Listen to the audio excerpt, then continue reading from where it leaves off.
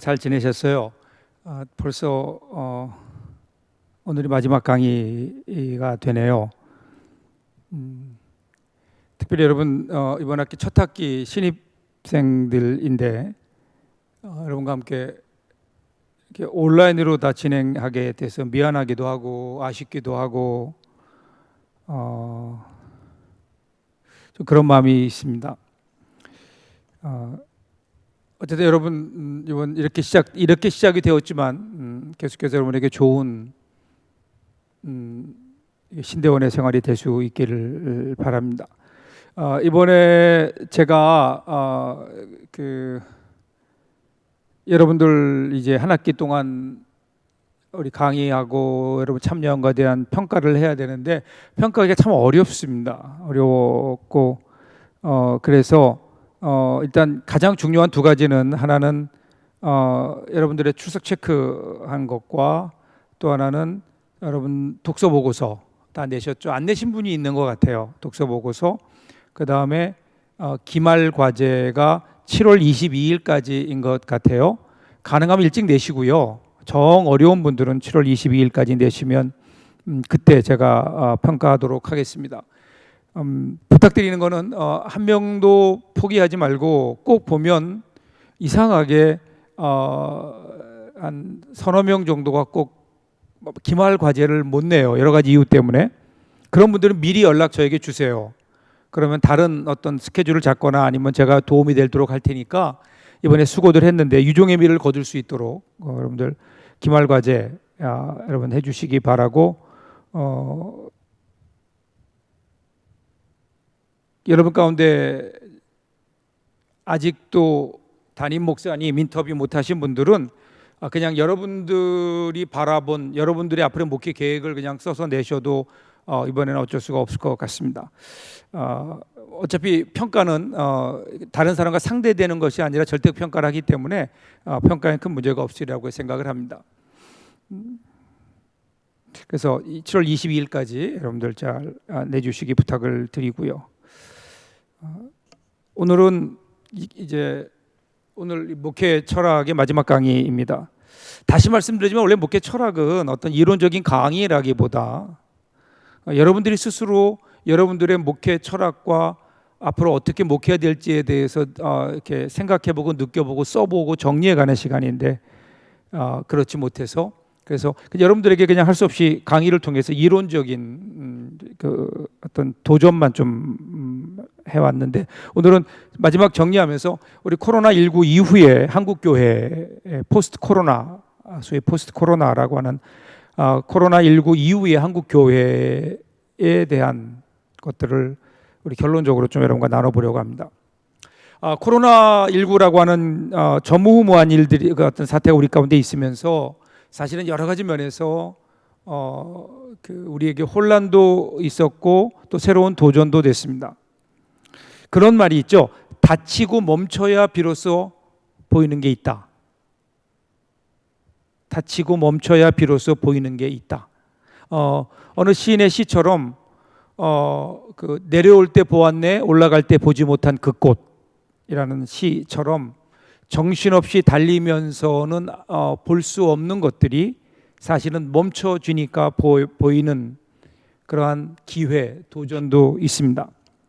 코로나19라고 하는 이 상황이 지구촌 전체를 일시적이지만 닫고 멈추게 했습니다. 그러기에 답답하고 고통스러운 시간이었지만 그래서 새삼스럽게 보이는 것들도 많았습니다.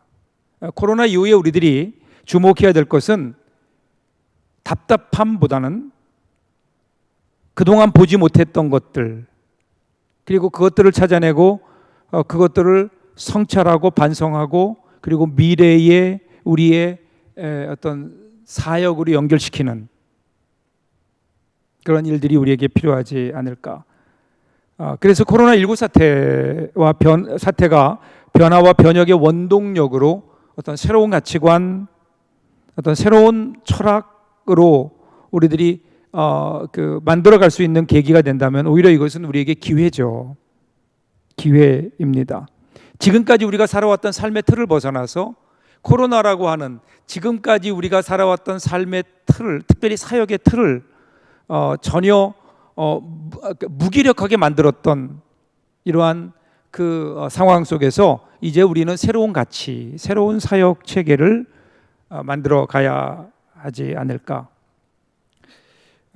그러면서 이 코로나19 사태는 한국 사회뿐 아니라 특별히 오늘 우리는 한국 교회에 끼친 영향이 큽니다. 근본적인 도전을 했어요. 앞으로 올 일인데 그것을 제가 볼 땐 몇십 년, 20, 30년 이상 앞당겨서 경험하게 한 것이 아닐까. 우리가 물리적으로 보면 한국 교회의 문이 닫히는 사상 초유의 사태가 있었습니다. 그러면서 그동안 우리들이 당연하게 해왔던 교회의 여러 가지 사역들에 대해서 많은 생각을 하게 만들었죠. 무엇보다도 먼저 모이는 교회에서 흩어지는 교회로 어떤 교회의 모습을 생각하게 했습니다. 그동안 우리는 모이는 교회를 얘기하면서 동시에 흩어진 교회를 분명히 얘기했습니다. 흩어져야 된다. 그런데 사실은 그 일을 구체적으로 하지 못했는데 이번 코로나가 모이는 교회에서 흩어지는 교회로 전환을 이룬 것이 아닐까. 이러한 현상들이 사실은 불편하고 걱정스러운 면도 있지만, 그런데 오히려 앞으로 가야 될 어떤 우리 교회, 한국 교회의 그 사역들을 앞당겨서 생각하게 하는 한국 교회의 그동안 장점, 그럼 뭘까요? 여러 가지가 있지만 열심입니다. 열심. 새벽마다 새벽기도하는 교회가 대한민국 외에 어디에 있을까요? 한국 교회에 없습니다. 근데 이제는 문제는 그 열심이 교회에 모여서 기도하고 교회에 모여서 찬양하고 교회에 모여서 사역하는 이러한 한국교회 열심이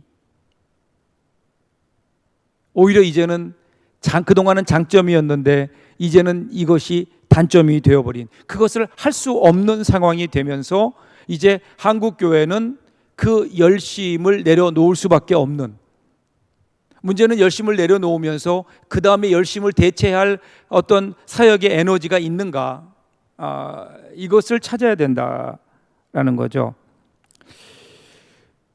그리고 또 하나는 대다수 한국 교회가 지향하고 추구해왔던 교회의 부흥과 외적인 성장에 대한 반성과 촉구가 분명히 있었다. 그러니까 그동안 한국 교회는 뭐 10,000명이니 20,000명이니 50,000명이니 100,000명이니 하는 이러한 수를 자랑해 왔는데 그 수가 하루아침에 날아가 버린 거죠. 모일래야 모일 수 없는 한국 교회의 그동안 자랑이, 한국 교회의 어떤 기준이 크기, 숫자였는데 이제 더 이상 그 크기와 숫자를 자랑할 수 없는 상황. 의미가 없어요. 모일 수 없습니다. 모여도 제한된 인원들밖에 모일 수밖에 없는, 크고 웅장한 예배당, 그런데 그것이 별 의미를 갖지 못하는, 대형 교회의 역할과 필요성에 대해서도 그동안은 여러 가지 면에서 검토가 됐지만 이제는 실제적으로 과연 대형 교회의 어떤 역할이 뭔가, 과연 대형 교회가 필요한가에 대한 진지한 어떤 도전이 이번 코로나를 통해 이루어졌죠. 과연 대형 교회가 왜 필요한가?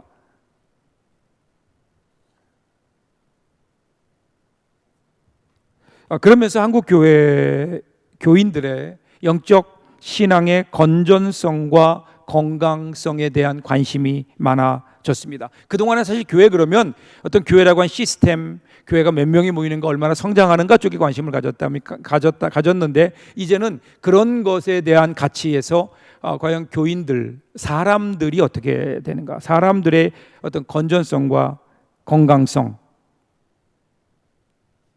과연 건강한가, 한국 교회는 건강한가?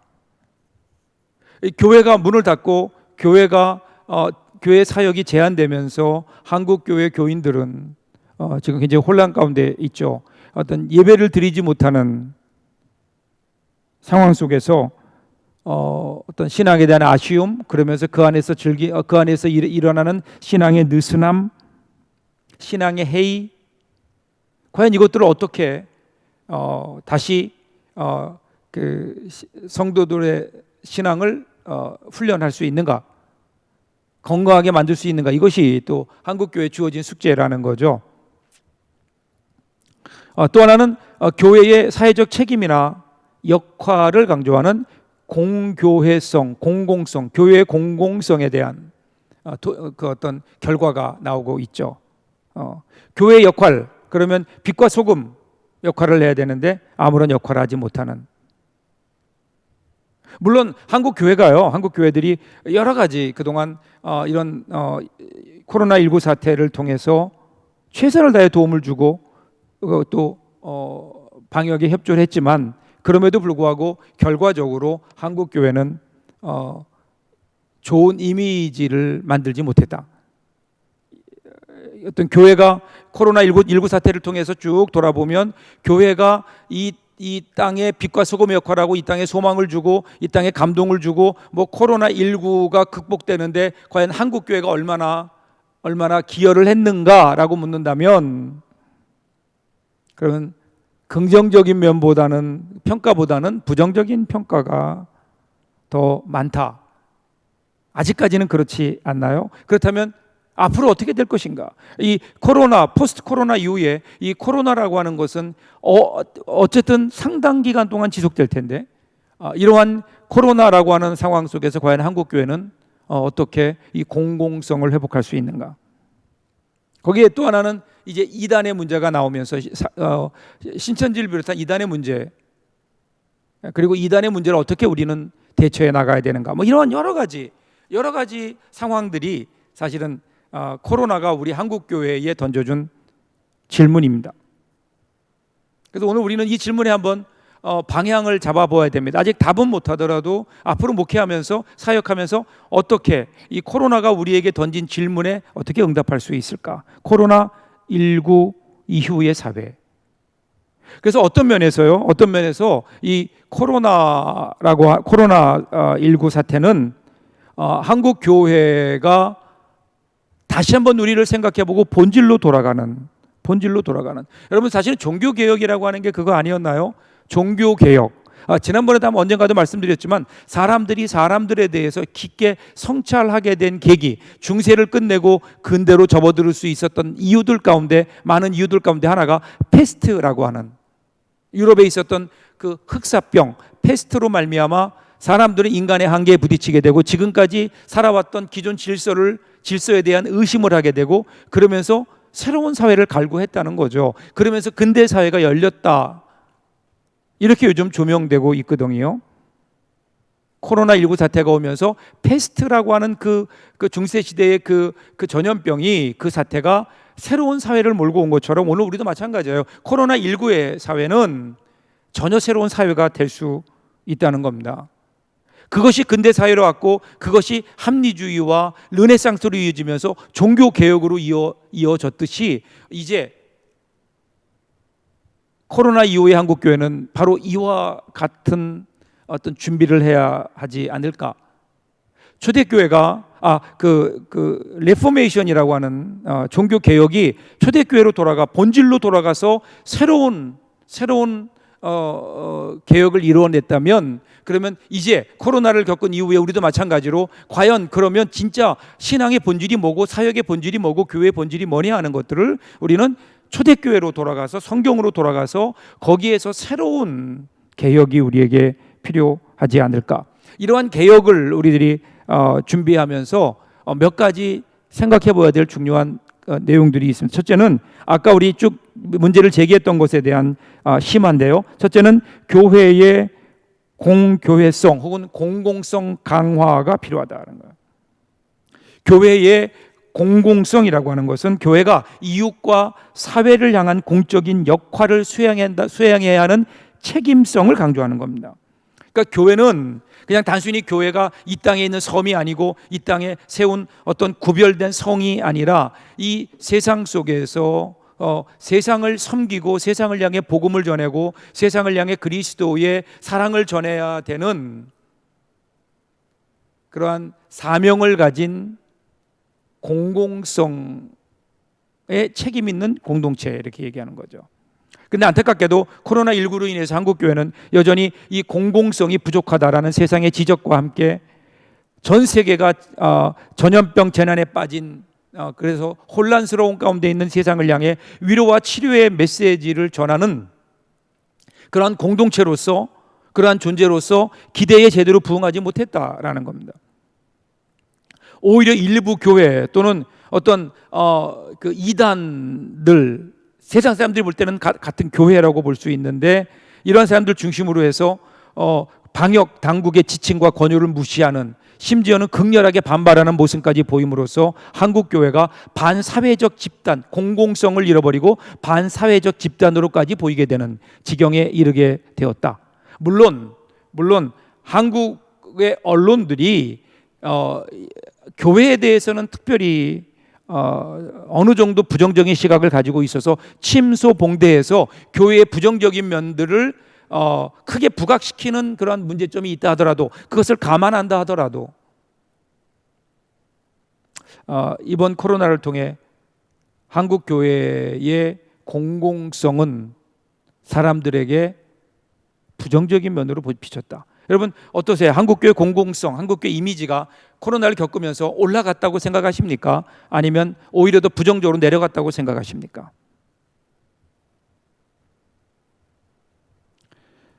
사실 실제로는요, 거의 대부분의 교회가 코로나19 사태가 전개되는 동안 교회가, 한국 교회는 거의가 다 당국의 지침과 권고에 따라 선도적으로 교회 문을 닫고 철저하게 방역 수칙을 준수하는 등 적극 협력했습니다.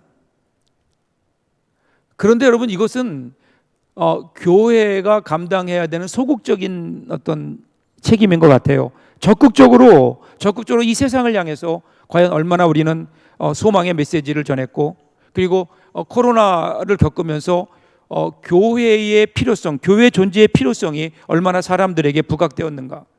안타까운 것은 여기에 있는 거죠. 저를 포함해서 한국교회가 사실은 언제 교회 문을 열 것인가에만 관심을 가졌지, 한국교회가 어떻게 이 지금 신음하고 있는 이 땅을 어떻게 치유하고 어떻게 그들에게 희망의 메시지를 전하며 그들과 함께 아파하고 그래서 그들에게 소망이 되는 일들을 했는가, 그러면 사실은 고개를 들 수가 없죠.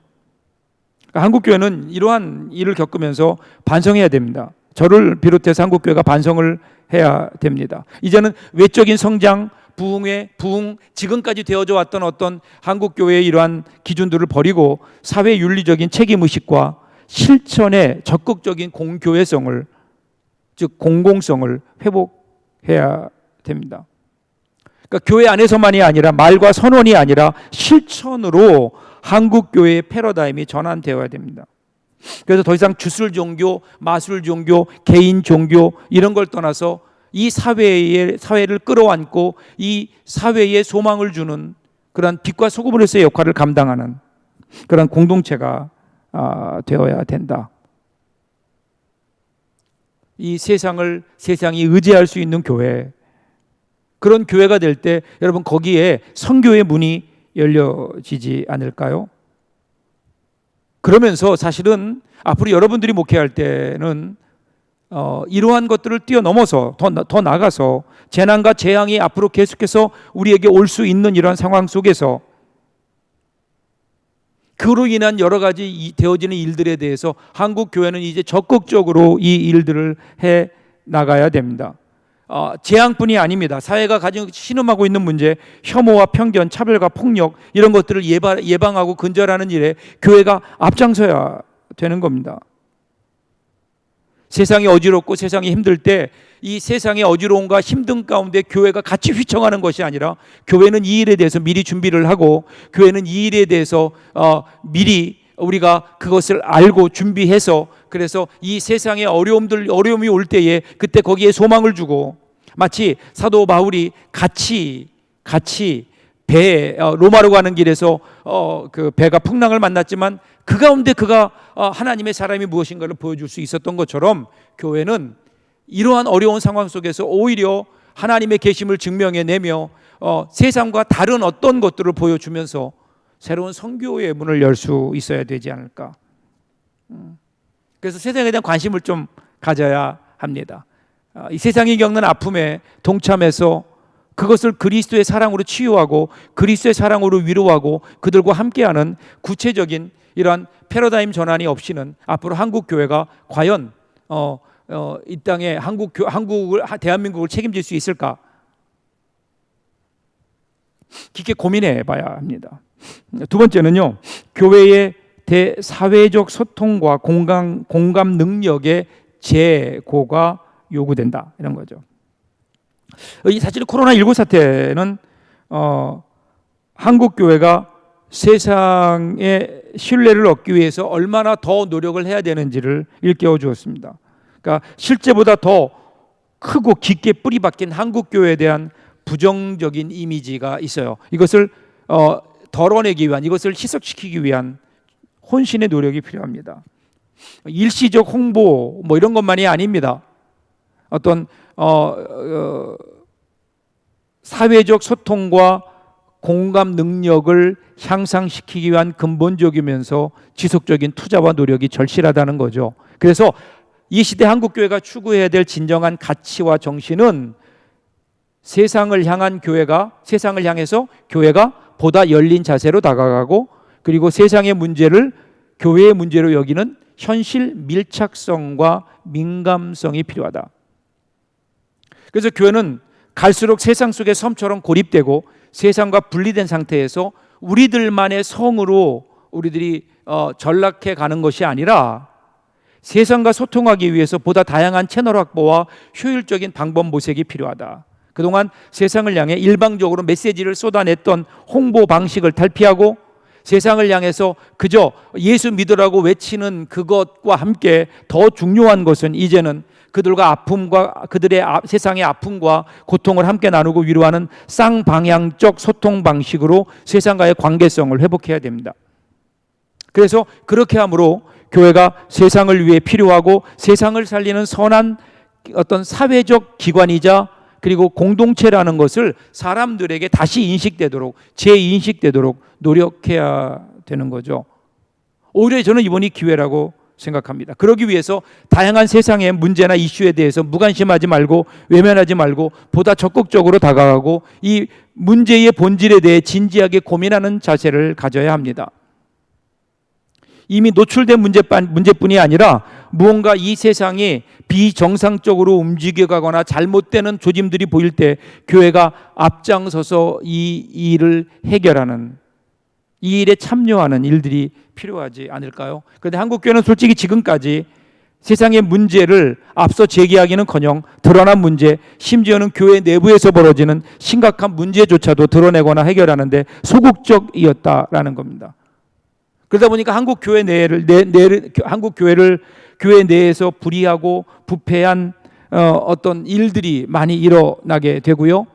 그러면서 한국 교회는 세상을 향해서 어떤 투명성과 공공성을 인정받지 못하는, 오히려 교회가 세상의 손가락질을 받게 되는, 세상의 기준보다 교회의 도덕적 기준이 더 낮아지는, 이것은 우리 목회자부터 시작을 해야 됩니다. 목회자부터 더 높은 도덕적 잣대를 가지고 우리 스스로를 지켜봐야 되고, 그래서 우리에게는 더 높은 신앙적 윤리가 필요하고, 그리고 도덕적인 잣대가 우리에게 필요합니다.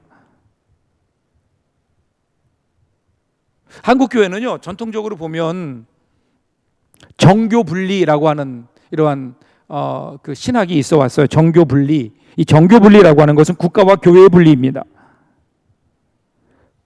그런데 이것을 잘못 생각해서 어떤 사회와 교회의 분리. 그래서 교회는 사회에 관심을 가지면 안 된다라고 하는 잘못된 결론으로 가서, 특별히 보수적인 교회일수록 더 그러죠.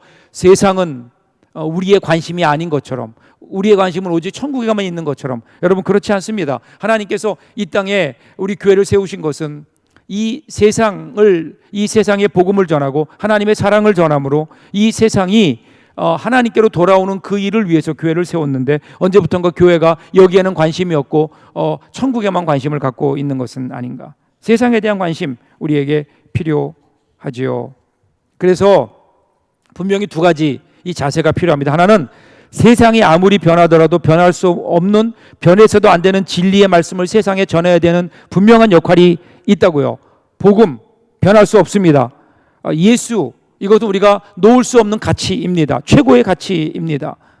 그럼에도 불구하고 그 나머지 또 다른 하나의 자세는 세상의 변화에 민감하게 반응하고 적극적으로 함께 변화하는 유연성과 민감성의 과제입니다.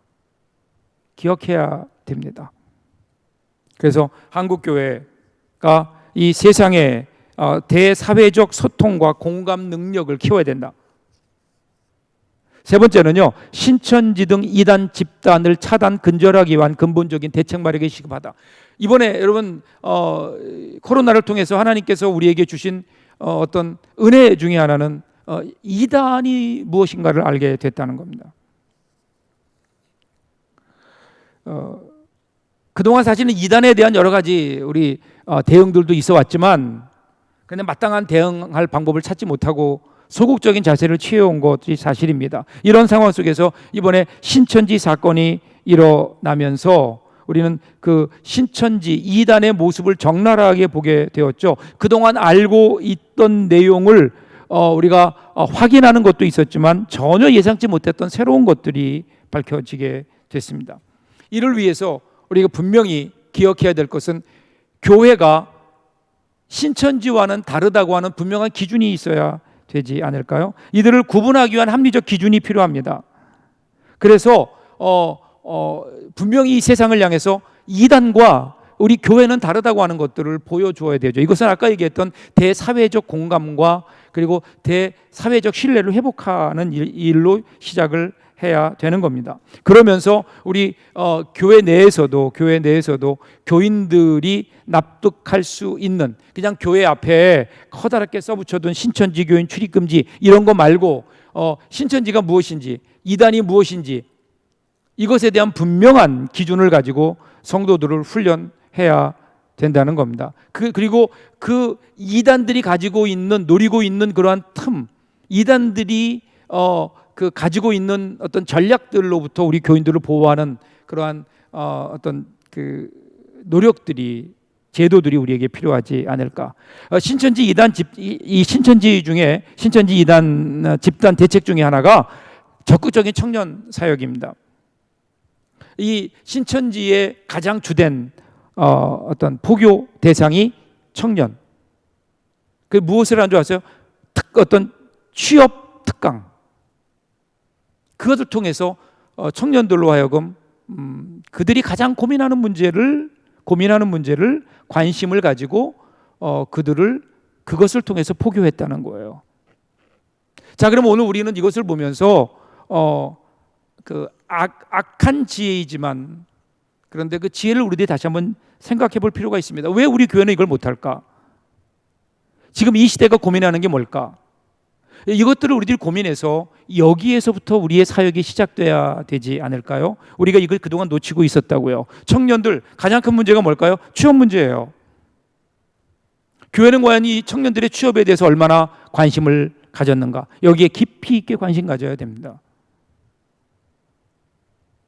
또 하나는 이들이 앞으로 살아갈 미래에 대한 문제입니다. 어떤 청년 취업, 청년 실업에 관한 문제와 또 하나는 지금 여러분 가정이라고 얘기할 때 이따 가정 얘기도 좀 하겠지만 청년들 경우에 결혼이 늦어지면서 우리나라의 싱글 패밀리, 즉 나홀로 가족, 혼자가 1인으로 구성된 가정이 전체 패밀리의 50%라는 통계, 믿어지지가 않더라고요.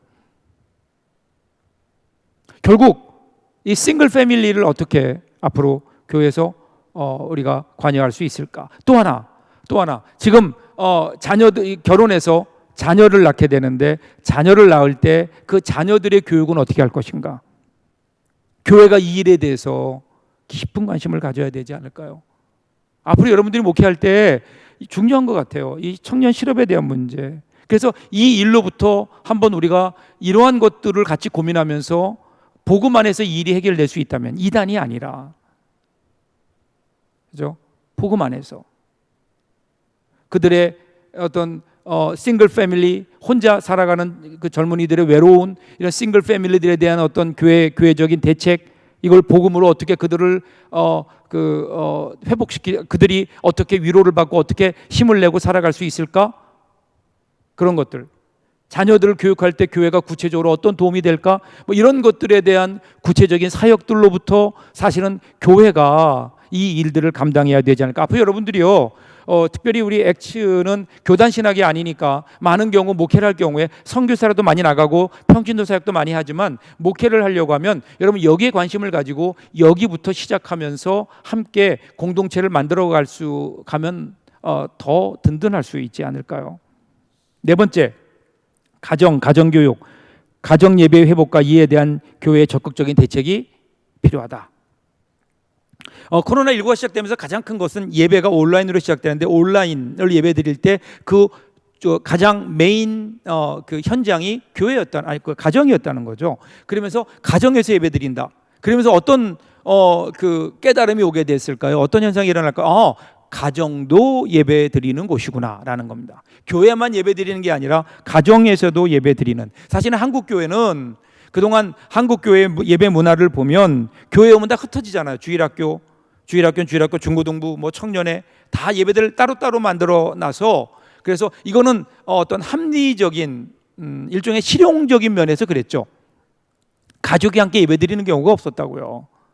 거의 요즘에 들어서 뭐 이제 전 가족 예배, 뭐 세대 예배 이런 게 생겼지만 사실은 지금도 여전히 그 주된 메인은 어른들만의 예배, 어떤 계층 간의 예배로 나누어져 있죠.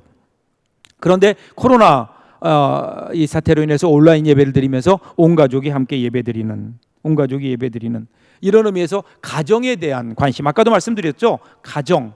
아까 얘기했던 그 가정, 특별히 가정을 얘기할 때 우리는 싱글 패밀리도 기억해야 돼요. 항상 가정은 엄마, 아빠, 자녀 이것만이 아니에요. 혼자 사는 가족도 있다는 겁니다. 앞으로 우리가 이것을 우리의 사역의 염두에 두고 가정을 얘기할 때는 이런 문제들을 얘기해야 되죠. 그래서 가정에서 교육이 이루어질 수 있도록 가정도 예배의 자리고 그리고 신앙 교육의 자리가 될 수 있도록 이 가정도 그런 일이 이루어질 수 있도록 그런 것들을 준비하고 그리고 교육할 필요가 있겠다. 다섯 번째는요, 온라인 소통, 온라인 예배 등 디지털 시대에 맞는 사역에 힘을 쏟아야 한다.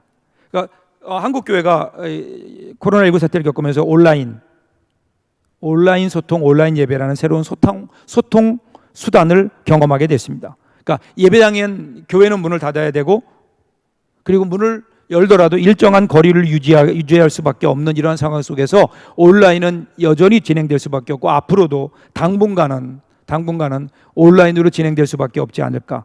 학교에서도 온라인 수업이, 직장이나 단체에서도 온라인 회의, 재택근무, 그리고 시장에서도 온라인을 위한 어떤 그 상품 구입,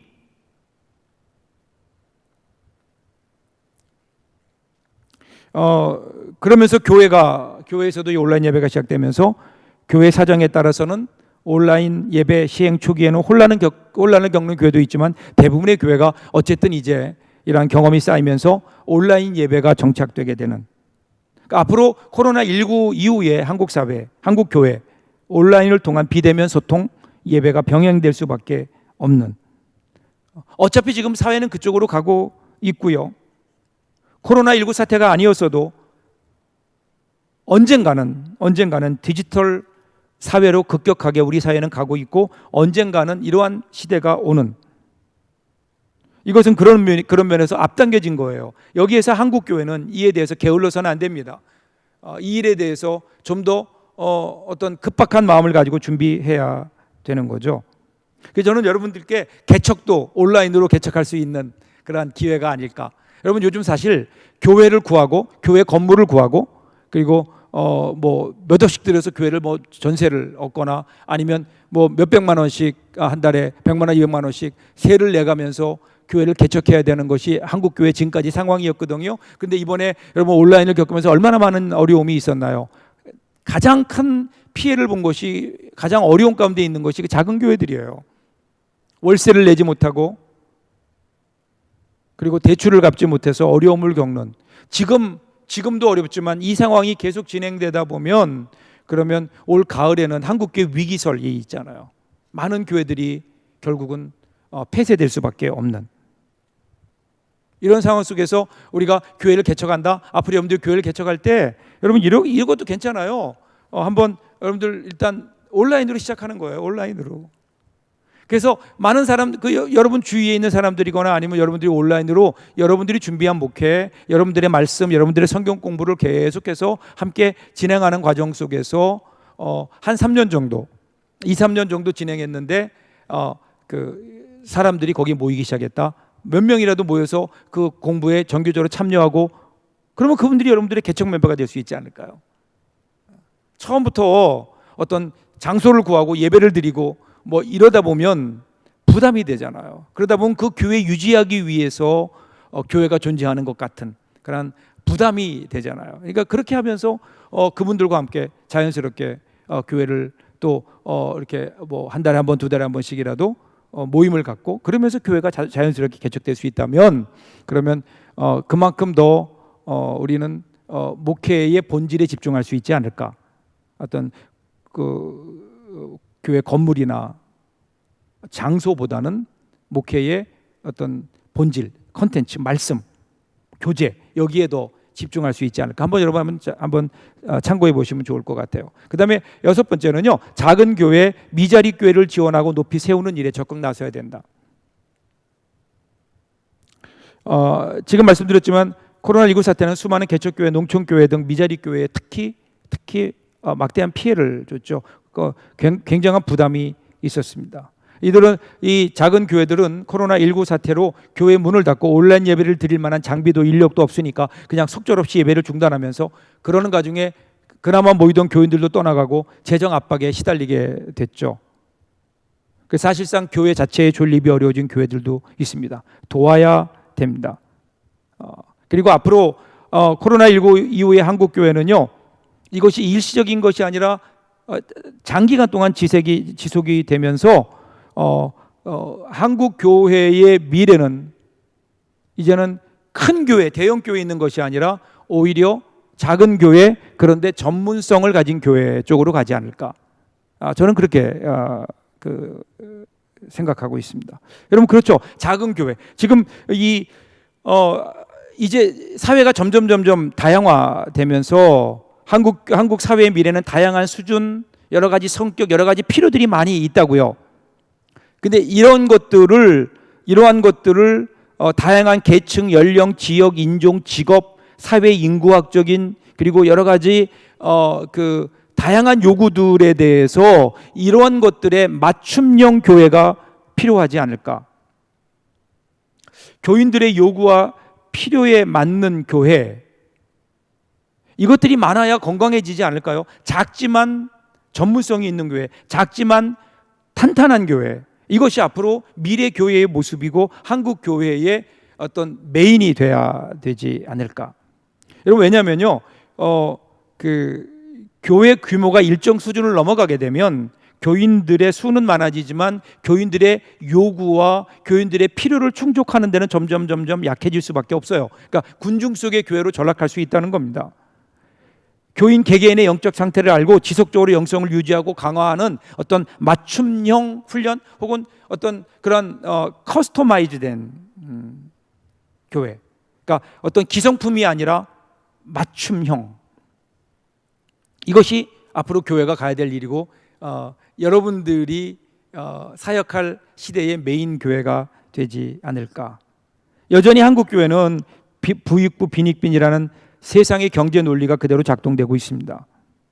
지금도 여전히 큰 교회여야 된다고, 그렇지 않습니다. 여러분이 목회할 때는 분명히 달라질 겁니다. 이제 큰 교회는 그 한계를 드러나고 있고요. 코로나19로 인해서 수가 무의미해졌습니다. 지금은 그럭저럭 유지하지만 세월이 갈수록, 시간이 갈수록 무너질 수밖에 없고요. 오히려 자기의 필요를 따라 이제는 교회를 찾는 그러한 시대, 그러한 때에 우리가 어떤 그런 전문성을 가지고 그들을 맞이하고 복음으로 그들의 필요를 채워주고 그들의 문제를 해결해주고 거기서 치유가 되고 그러면서 교회가 복음을 받아들이고 크리스찬이 되는, 그래서 교회가 더 단단해지는 이러한 전문성이 필요하지 않을까. 작지만 전문성이 있는 교회. 그러면서 결국 마지막 7번째를 보면요, 교회 개개인의 건강한 영성을 형성하고 유지하기 위한 근본적인 대책이 시급합니다. 이러한 일들을 쭉 보면서 과연 한국 교회는 건강한가? 그동안 한국 교회가 해왔던 100년 넘게 해왔던 한국 교회의 이러한 문화가, 한국 교회의 이러한 어떤 그 양육 시스템이, 한국 교회의 메시지가 과연 건강한 사람들을 만들어냈는가? 건강한 교인들을 만들어냈는가? 여기에 대해서 스스로 물어야 되는 거죠. 이거에 대해서 묻고 여기에 대해서 답해야 됩니다. 그리고 그것을 위해서 우리는 우리의 삶을 열고 나가야 되지 않을까. 그러면서요, 이제 이런 어떤 한국 교회가 감당해야 될 문제와 함께 또 하나는 어떤 좀 더 구체적으로 몇 가지 더 보면 목회적으로 어떤 그 포스트 코로나 패러다임을 좀 모색해야 될 필요가 있습니다. 첫 번째는 공적 예배의 신앙입니다. 신학적 의미에 대한 인식입니다. 신학적 의미에 대한 인식. 보세요. 여러분, 코로나19가 장기화되면서 교회가 어려움을 겪습니다. 그 중에 하나가 예배예요. 그럼 예배를 이렇게 드리면서 어떤 일이 일어날까요? 그럼 예배는 꼭 교회 가서 드려야 되는가? 하는 질문들이 나오지 않을까요? 왜 동일한 시간에 한 공간에서 예배를 드려야 되는가? 이렇게 예배 드리면 안 될까? 이에 대한 예배 시간 공간에 대한 신학적 의미를 성찰할 뿐 아니라 왜 우리가 하나님 앞에 나와 드리는 공예배가 필요한지에 대한 어떤 그 철학을 재정립할 필요가 있죠. 한국 교회가 사실은요, 한국 교회가 너무 주일 성수라고 하는 것에 대해서 중요한 어떤 가치긴 하지만 그것이 다인 것처럼 신앙생활을 주일 성수하는 것으로, 그러면 끝나는 걸로 생각을 했단 말이죠. 그러다 보니까 주일 성수하면 다른 날은 그냥 그렇게 살아도 되는, 주일만 지키면 되는, 주일을 지키는 것도 그 주일 예배 참석하면 주일 성수하는 것으로. 근데 그건 가장 기본적인 거거든요. 왜 주일 성수를 해야 되는가? 왜 우리가 주일을 기억하며 지켜야 되는가? 그러면 주일을 하나님의 날로 지키면서 다른 날들도 그렇게 지켜갈 수 있도록 그것을 위한 훈련인데, 그냥 주일을 지키면 되는, 더 나가서 그냥 주일 예배만 드리면 내 신앙생활은 땡, 그것으로 끝나는. 그러면서 주일 예배가 마치 우리 신앙생활의 전부인 것처럼, 그러면서 주일 예배가 중요해진 것 사실입니다. 사실 주일 예배가 중요합니다. 예배가 되지 않고는 아무것도 시작이 되지 않기 때문에 주일 예배로부터 시작해야 됩니다. 그렇다면 주일 예배를 그 가정에서 온라인으로 또 되지 않을까? 뭐 지금도 그렇게 드리고 있으니까. 그럴 때 우리는 과연 예배가 무엇인가를 좀 생각해 봐요. 그동안 예배는 너무 설교 중심이었습니다. 그죠? 예배는 너무 설교 중심, 개인 중심이었어요. 그러니까 어차피 내가 혼자 예배 드리는 거고, 어차피 하나님 말씀을 듣는 게 예배라면, 그러면 어떻게 될까요? 그러면 내가 꼭 교회 가지 않아도 어차피 나 혼자 드리는 예배고, 그리고 어차피 설교는 그걸 통해 드릴 수 있고, 헌금도 온라인으로 할 수 있으니까, 그러면 가정에서 드리는 온라인 예배도 괜찮지 않을까? 이런 생각들이 들 수밖에 없겠죠. 그래서 우리는 예배의 공공성을 우리는 연구해야 되고 준비해야 되는 겁니다. 예배는 나 혼자만의 예배가 아닌 거예요. 함께 드리는 예배이어야 되는 겁니다. 함께. 그래서 성찬의 의미가 부각되고 있고요. 공적 예배는 나 혼자만이 아니라 하나님의 백성들이 함께 모여 하나님께 예배 드린다고 하는 예배의 공공성을 우리들이 분명히 기억해야 되고요. 그리고 이것들에 대한 교육과 그리고 그 설득이 필요하죠. 그래서 어떤 예배의 통전성, 함께 드리는 예배로서의 공예배, 공공성, 이것들에 대한 신학적 연구, 여러분 우리 목회자들은 분명하게 여기에 대해서 분명한 신학적 입장을 가지고 있어야 되는 겁니다. 또 하나는 교회의 한 조직 응집력 유지를 위한 대안 모색이 필요하다. 다양하게 해야 된다는 거죠. 지금 온라인, 오프라인. 그래서 이게 거의 세대로 나누어져 있잖아요. 노년 세대는, 노인들은 잘 못하죠. 그분들은 어떻게 할 것인가?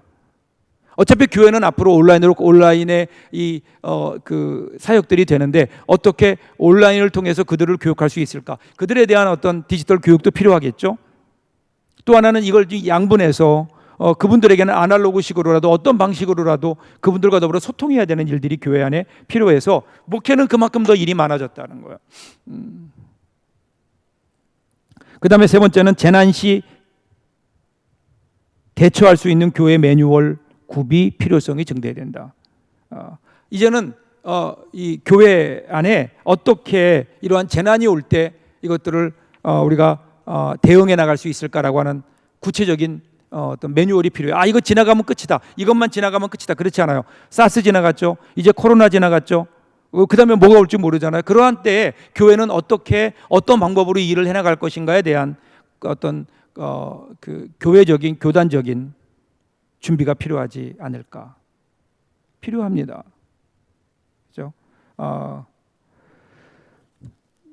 그 다음에 디지털 역량 격차 해소를 위한 섬김, 이게 아까 같이 얘기했던 거고요. 그 다음에 다섯 번째는 소형 교회를 위한 협력 지원 체제 구축. 아까 얘기했죠. 작은 교회들에 대한 어떤 그 건강한 생태계를 위해 작은 교회들이 살아나야 되고, 그 작은 교회가 결국은 작은 교회가 그 건강하게 그 전문성을 가질 수 있도록 서로 협력해야 된다. 앞으로 필요하죠. 결론적으로요. 과연 앞으로 포스트 코로나 이후의 교회는 어떤 교회일까? 안전한 교회에서 위험한 교회로, 뭐 이런 제목을 어느 분이 썼는데, 어느 교수님이 일단 코로나19를 기점으로 해서 우리는 위험한 위기 사회로 진입했습니다. 위기 사회인 거예요. 더 이상 안전한 사회가 아니에요. 위기 사회로 들어왔습니다. 위기 사회는 무엇보다 위기 관리를 우선으로 하고 안전을 기본 가치로 요청합니다. 이것은 교회도 예외가 아닙니다. 사회가 전반적으로 위기 관리 모드로 전환한 지금에 교회는 이러한 시후에 역행하면서 위험 요소를 불러일으키는 반사회적 집단이라고 하는 오해로부터 분명히 우리를 배제해야 됩니다. 멀어져야 됩니다. 신천지가 아닙니다. 우리는 신천지가 아닙니다. 이러한 속에서 우리는 분명히 이 사회 속에서 교회가 안전한 교회라고 하는 이러한 기준을 우리들이 분명히 가지고 이 기준을 충족해 나가야 됩니다. 안전한 교회가 되어야 됩니다. 그래서 이제부터 교회는 건축부터 예배, 교육, 선교 프로그램에 이르기까지 안전성을 중요한 기준으로 삼아야 됩니다. 그래서 교회 내부 구성원으로부터 안전이 보장되는 예배시설, 교육시설 이런 것들을 준비해야 되고요. 요구할 것이고 그들을 우리는 준비해야 됩니다. 영유아부와 청년들이 비롯한 전 연령층도 마찬가지입니다. 모일 때 과연 이 모임에 대한 안전한 곳이 교회라고 하는 인식이 있어야 되는 거예요. 지금 교회는 지금 안전한 곳으로 돼 있지 않잖아요. 지난번에 제가 어느 병원에 신방을 갔더니 그 신방 앞에 그 질문서를 쓰게 되는데 거기에 그렇게 나와 있어요. 최근에 유흥시설이나 교회를 다녀온 적이 있습니까? 교회가 유흥시설과 같이 취급되는 위험한 곳으로 분류되고 있다는 겁니다. 그래서 물론 사람이 많이 모이는 곳이기 때문에 어쩔 수 없는 상황이다 하더라도 그럼에도 불구하고 교회는 안전한 곳이라고 하는 어떤 인식이 필요하지 않을까요? 그럼에도 불구하고 또 하나는요, 안전만을 추구하는 것은 교회가 아닙니다. 교회는 십자가를 위한 여정을 걸어가는 예수 그리스도를 따라가는 사람들의 모임이기 때문에 십자가는 위험한 겁니다. 예수님의 가르침도 안전만을 요구하지 않습니다. 나를 따라오려거든 너희를 부인하고 자기 십자가를 지고 쫓으라고 했다고요. 예수 그리스도의 삶도 이 세상의 안전함만을 추구하는 삶이 아니었습니다. 이 세상에 속해 있지만 이 세상에 속한 삶이 아닙니다. 이런 의미에서 교회는 안전만을 추구하는 곳은 아닙니다. 코로나 이후의 사회는 분명히 안전한 교회가 돼야 되지만, 그래서 이 세상에 살면서 이 세상에 속한 공동체로서 사람들의 불안의 대상이 되지 않는 안전한 곳이 되어야 되지만, 이 세상을 살아가는 시민으로서의 공동체로서의 책무를 다해야 되지만, 동시에 교회는 그리스도인이 하나님 나라의 시민들임을 기억하게 하는 겁니다. 이 땅의 가치가 아니라 우리는 또 다른 가치, 천국의 가치를 가지고 살아가는.